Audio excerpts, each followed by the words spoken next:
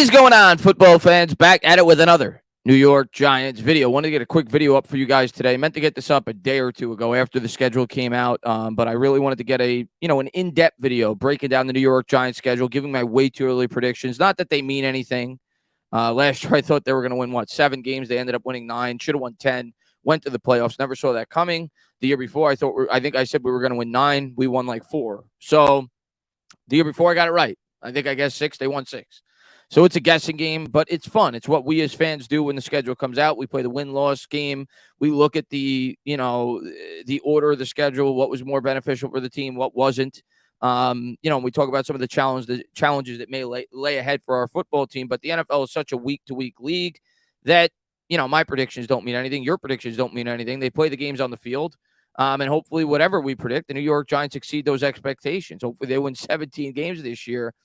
Before I get into this, actually, I wanted to talk just briefly on this because this has been like a hot topic all throughout Twitter. And I kind of fell victim to it too. At least the way that I read this, like there's been news that came out a couple of days ago or yesterday that Saquon Barkley turned down $13 or $14 million. And at least in the way that the tweet was framed, people made it seem like, or at least it was perceived on social media, that this was after the franchise tag. Well, when you actually read the article, it doesn't read that way to me. Midway through last season, the Giants offered Barkley a deal worth $12.5 million, and it was rejected. General Manager Joe Schoen promised to revisit negotiations earlier in the offseason and remain true to his word. Prior to placing the franchise tag on the superstar running back, Schoen offered Barkley and his camp a deal worth $13 million, and again, it was rejected.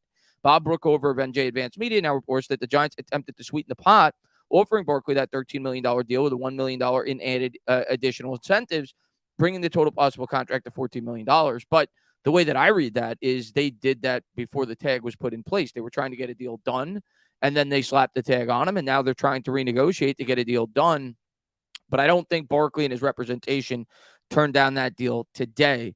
And my guess would be if they get offered that deal again before the July 17th deadline or whatever it is, I think they'll come to an agreement. Hopefully they do. I think it would be best for both parties, but it has to make sense for both sides. But I didn't want to make an individual video on that because I think it's clickbait, and I just wanted to point out the nonsense that you read sometimes on social media and the way that some of these beat reporters, I don't even remember who wrote that, frame certain things. At least the way that I read it, and I think the way a lot of Giants fans read it, because it wasn't written in proper context through some of the tweets, was, oh wow, why when you put it out today, is that Saquon Barkley turned down that deal today after it was franchise tag. But I don't think that's the way that it reads. So I think they have to be much more specific when they write things like that. But I just wanted to clear that up and at least give my opinion on the situation on that without making a video and drawing more attention to the situation.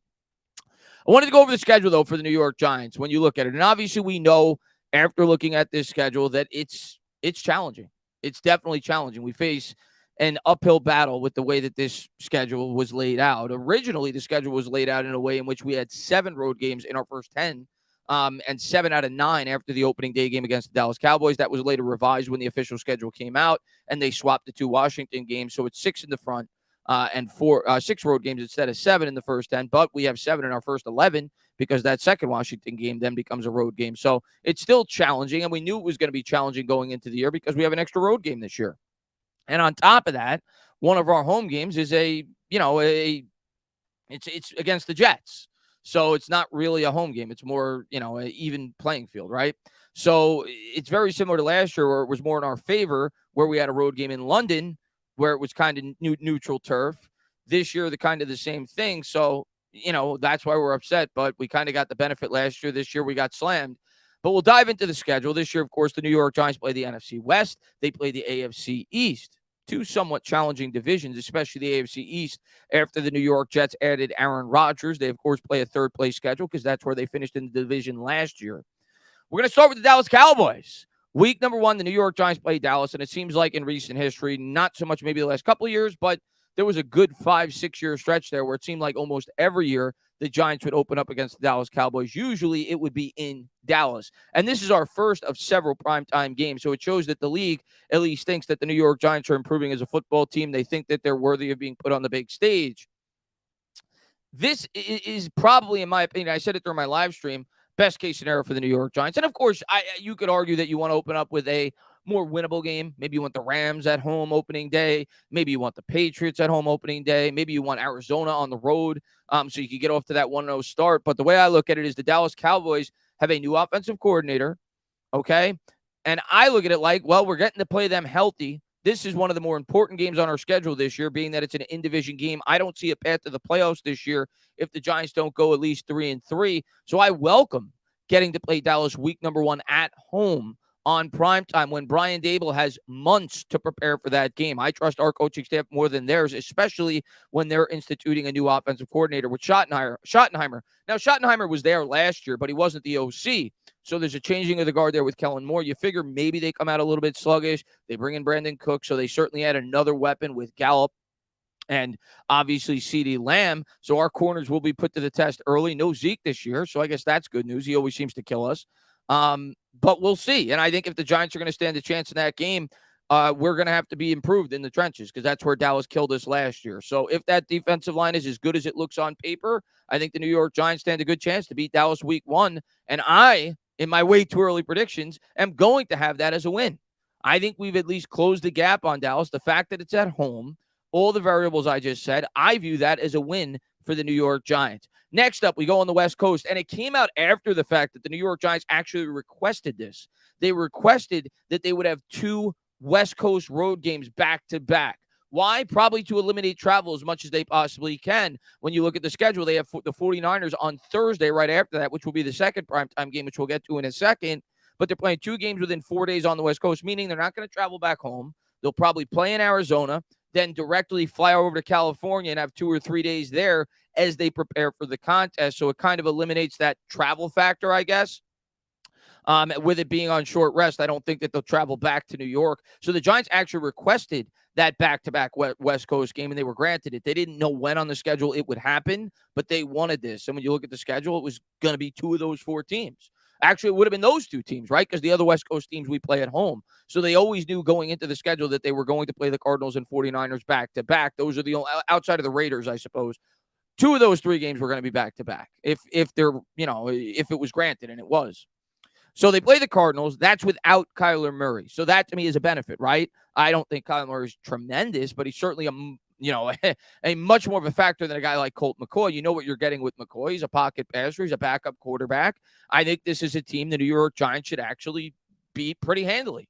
I think we should win this game by at least 7 points, if not more. So, again, I think this is beneficial to get them early in the year. Much like I said about the Dallas Cowboys, getting them when we did, I think that was beneficial. I think the same thing for the Arizona Cardinals. So I actually like the first 2 games on the schedule before things start to get a lot murkier. But I actually like the way it played out with the first 2 games, and I actually have the New York Giants getting out to a 2-0 start.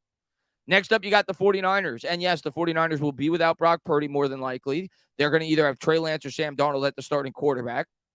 So is this a game we can win on short rest? On Thursday Night Football, the home team traditionally has more of an advantage. We don't have the traditional travel, though, being that we're staying out on the West Coast. Do I think we have a chance in this game? I do. I actually think we have a chance. If there's a game that one of the games that you view that we should lose going in, this would be near the top of my list in terms of one of the games we can win. But I don't love the way that we match up. I'd be lying to you guys if I said otherwise. They got weapons all over that team. CMC, Kittle, Ayuk, Deebo Samuel. So, regardless of who the quarterback is, they have one of the better offensive play callers in football. Our defense is still going to be still getting used to playing with one another early in the season. We played 3 games in the first 11 days. I just think the 49ers are a better team, regardless of who the quarterback is. I think they're strong. They're one of the best teams in all of football, as far as I'm concerned.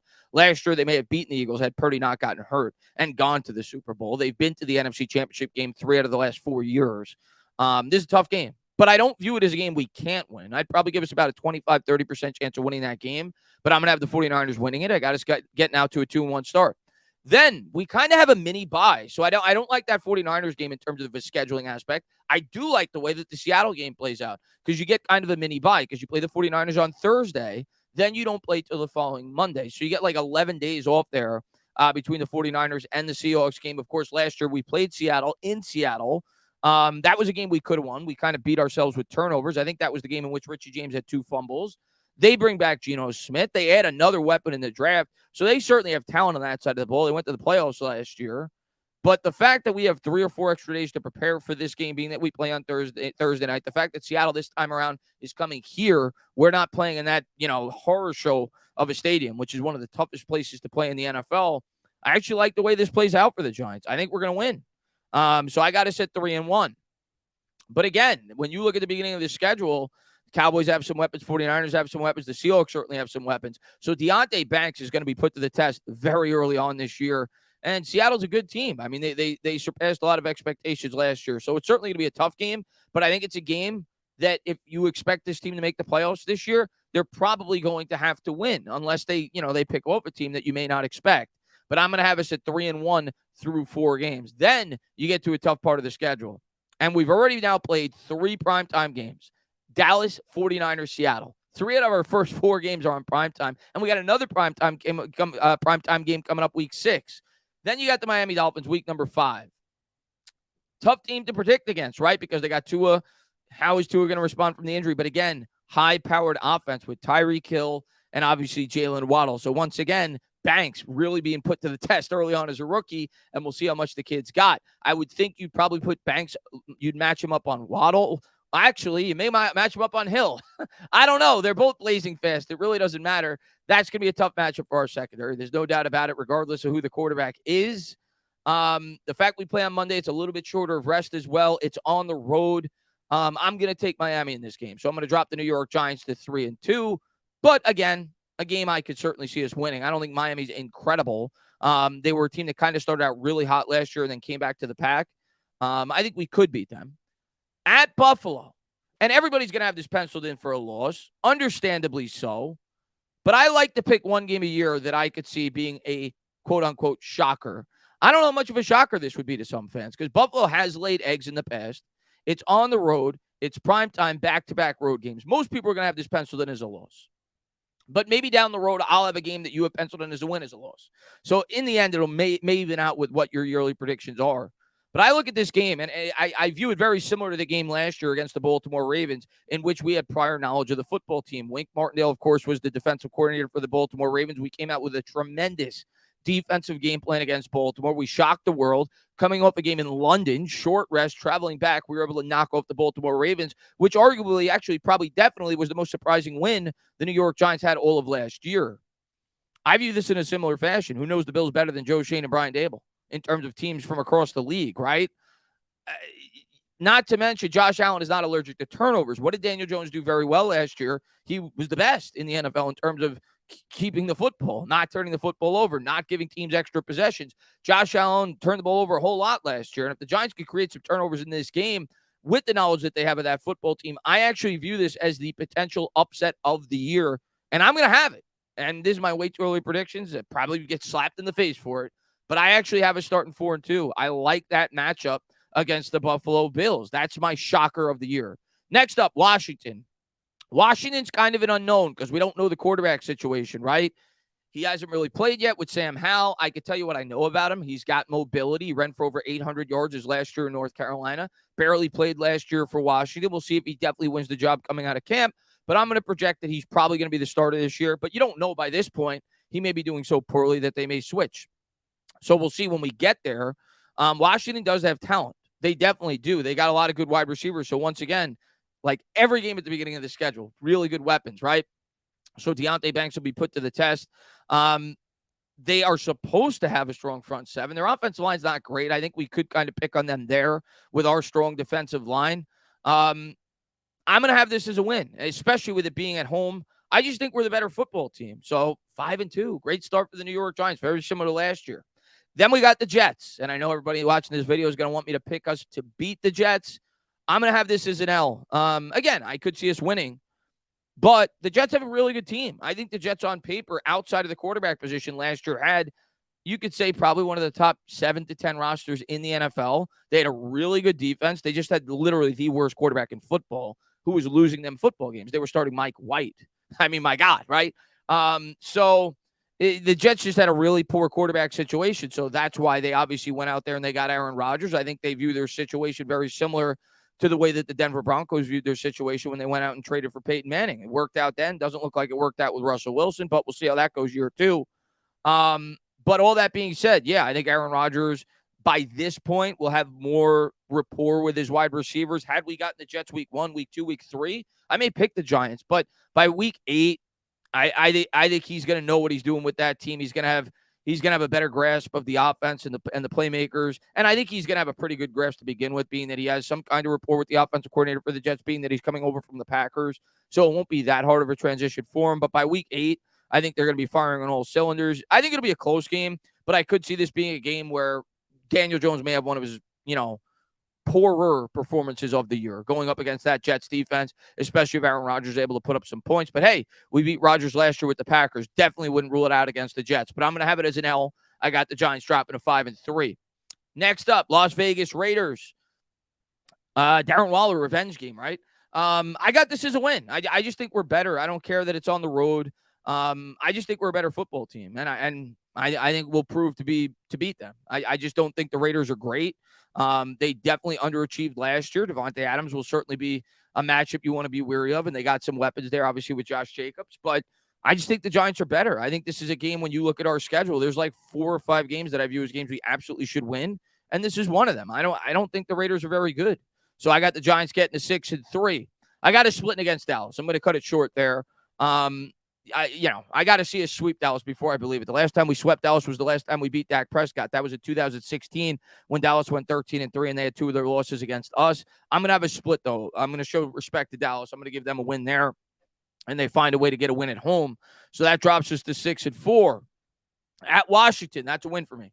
I have a sweep in Washington. We always seem to have their number. Sam Howell's the quarterback. I don't think he's the answer long term. Who knows if he's still going to be the quarterback at that point. And, yeah, I think the Giants, with their improvements to the roster, I think we have a much better coaching staff.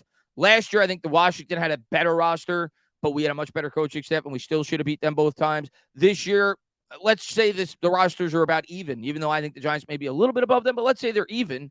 We still possess a much better coaching staff. So I like the New York Giants to sweep Washington this year and to get to 7-3 before we play the New England Patriots.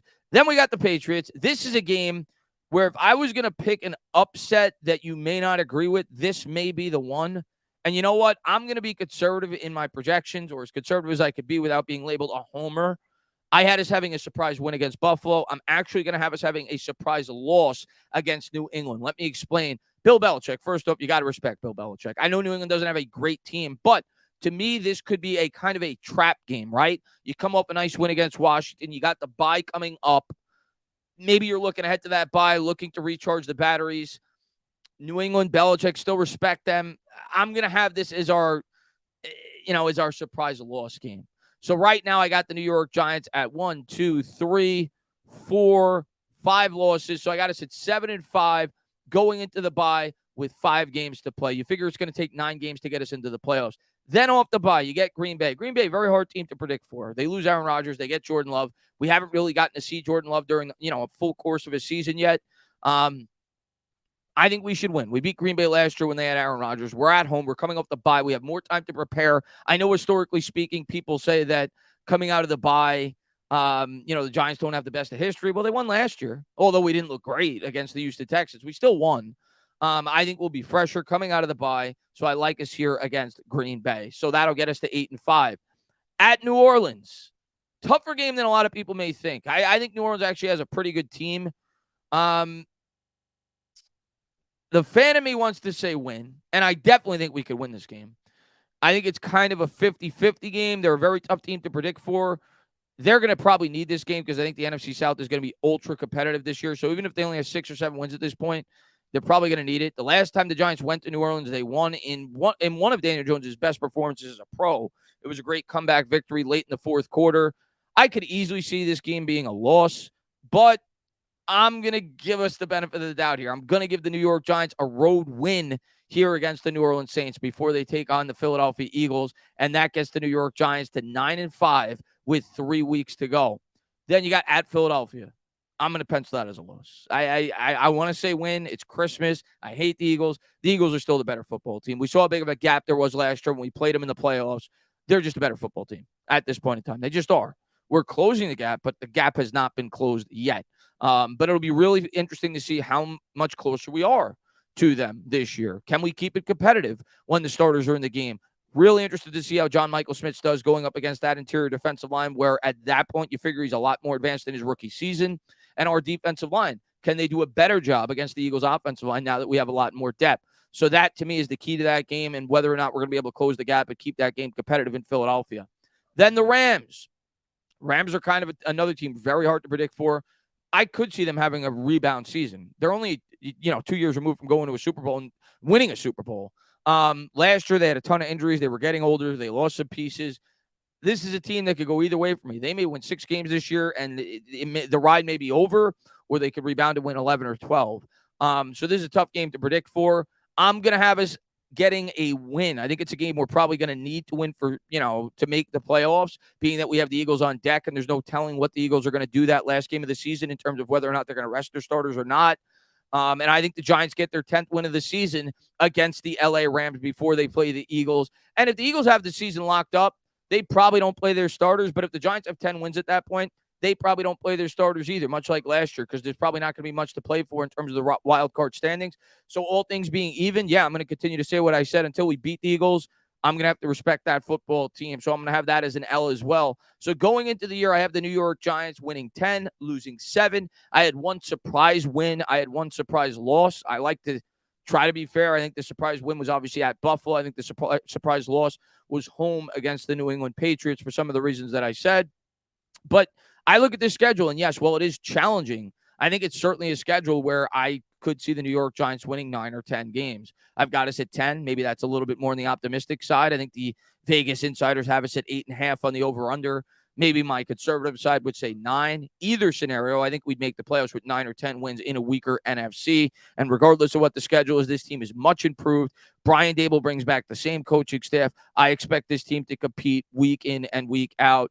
Could I see the Giants winning 7 or 8? Sure. It's a really challenging schedule. We could be a much better team than last year and still only win 7 or 8 if a lot of these teams take a big step up, right? Teams that are kind of an unknown like the Rams, teams that are, kind of an unknown perhaps like Miami maybe. Maybe they're going to be a lot better than a lot of people may think. Or a team like Green Bay. You don't know what Jordan Love, or a team like the Saints, right? So it's very hard to predict this schedule going into the year. But when I look at it, I think the Cardinals are a game you have to win. I think the Seahawks on prime time with extra time to prepare is a game we should win.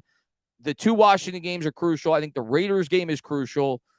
And probably the New England and Packers games are games that on paper we stand a good chance to win. So I think there's like 6 or 7 games where you look at it, we got to probably win at least 5 or 6 of those if you expect to make the playoffs this year and go 3-3 in the division. 1-4-1 this year is not going to cut it.